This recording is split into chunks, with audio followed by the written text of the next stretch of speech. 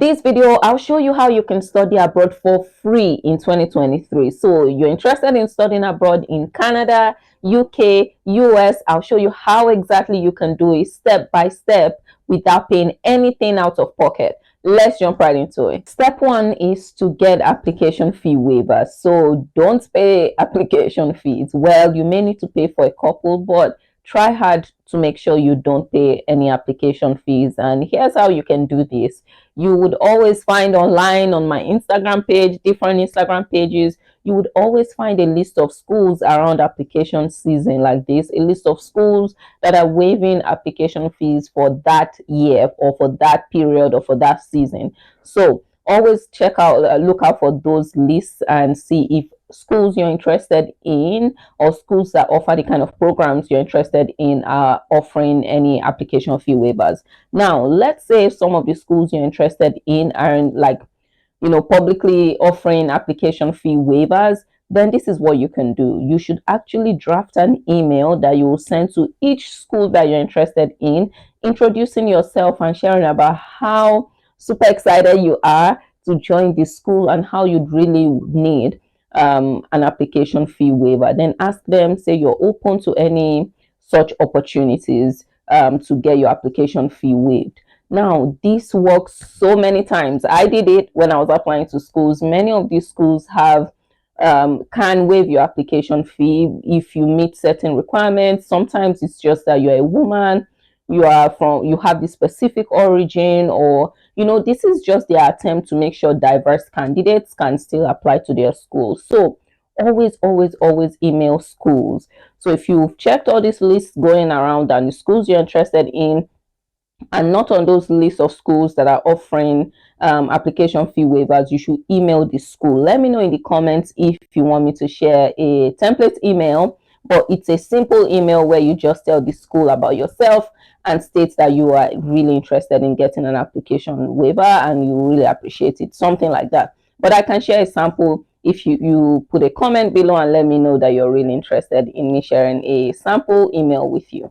Okay, step two is to apply to fully funded programs, and this is where a lot of us get it wrong. We apply to schools first and then we think about funding. No, please, this is 2023. You cannot be doing that this year. Okay, what you need to do is from the get-go apply to schools that actually fund. So now you know the program or the kind of degree that you want. You should start out by looking for fully funded programs in that field across the US, UK, Canada, different countries you're interested in, but make sure you're targeting schools that have historically funded a lot of international students that have come into that program. So that's what you need to do. This will ensure that you actually don't pay any tuition fees, or you pay really little tuition fees. Now you can do this by googling different fields, like just type fully funded programs in this field and all of that, or you check my list of 500 fully funded programs and scholarships across the world: Canada, UK, US. If you are interested in any of these countries, even other countries in Europe, or you want fully funded programs, this book is for you. This list is for you. If you can buy this, if you get this week, you can basically get it for $8, like really super affordable. You can get it for $8 and check if and check for fully funded programs in your field. Now, if you have already applied to schools and you don't want to pay anything, this is still for you. Check this list for scholarships that fund people in your field that have already gotten admission offers. There are some scholarships for students that have already gotten admission offers. So please check out this list and see if there are scholarships that you qualify for. Don't let $8 be the reason you don't get thousands of dollars in funding this year. Okay, that doesn't make any sense. So please, I'll put the link in the description. Please get that list and just check it out and see if you find scholarships that you can apply to. There's so many. What are the odds? 500 plus. I think it's more like 700 programs that are listed there. So you should find something in your field that you can apply to.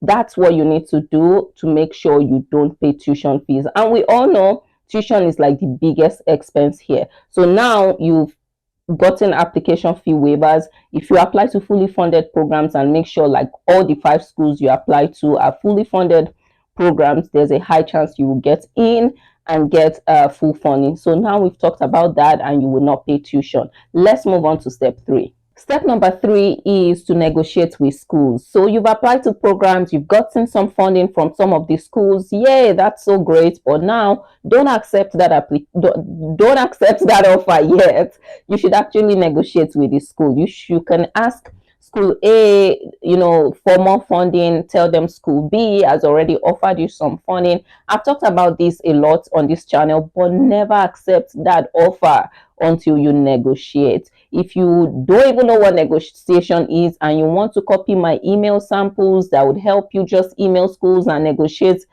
between different schools, get the negotiation template. I will put a link in the description somewhere, and you should just get that and copy the emails I have there. Just copy my emails and use that for the negotiation. But I'll also put videos in the description that I've done in the past that explain what this negotiation is. It's basically using school B to negotiate with school A, such that at the end of the day, you have a lot more funding from both schools. So that's something you should do. But for you to be able to negotiate, usually you should have applied to more than one school. So I'll put links in the description for you to, get that template and just copy it and use that, or to watch those videos. But this is something you should do before you accept that admission offer. So now you have been able to get application fee waivers. You've gotten a lot of scholarships. You've negotiated. You have negotiated with the school. Guys, I'm hungry. You've negotiated with the school. You've done those 3 things. By now, you should have your tuition covered, or a significant part of it. Now, let's talk about step 4. Step 4 is actually for you to think about how you cover living expenses. Let's talk about that. And one thing I've mentioned a lot on this channel is sponsorship letters. You can get a sponsorship letter or get a couple of sponsorship letters to cover your living expenses. So what does this mean? This is a letter that you get from your friend, your enemy, your auntie, your uncle, your mommy, your daddy.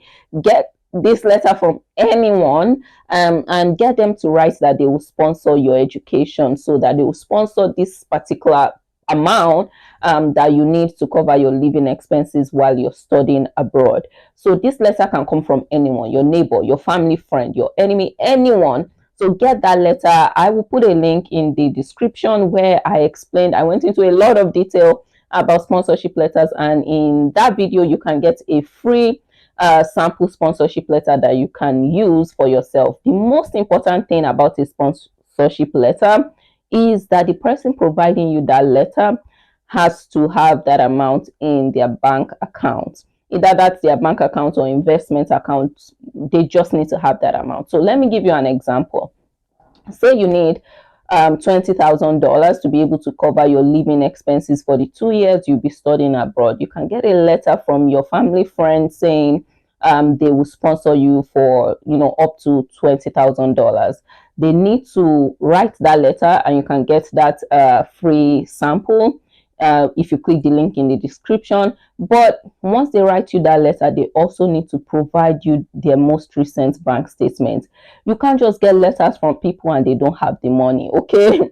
So they need to provide you with a bank statement as well. So I explain everything about it in that video, so just watch that video, or just get the sample, and everything is covered there. So this is step 4 for you. Get a sponsorship letter to be able to show proof that you can cover your living expenses while you're abroad studying. So now let's talk about step 5, and this is the tricky one, which is the visa application fees. I wish I had some tips for you to be able to save on this one, but sadly I don't have any idea on how you can save on your visa application fees. So this is the one where you have to pay, and I don't have any tips for you. But if you're out there and you know how people can save on visa application fees, drop a comment in the comment section.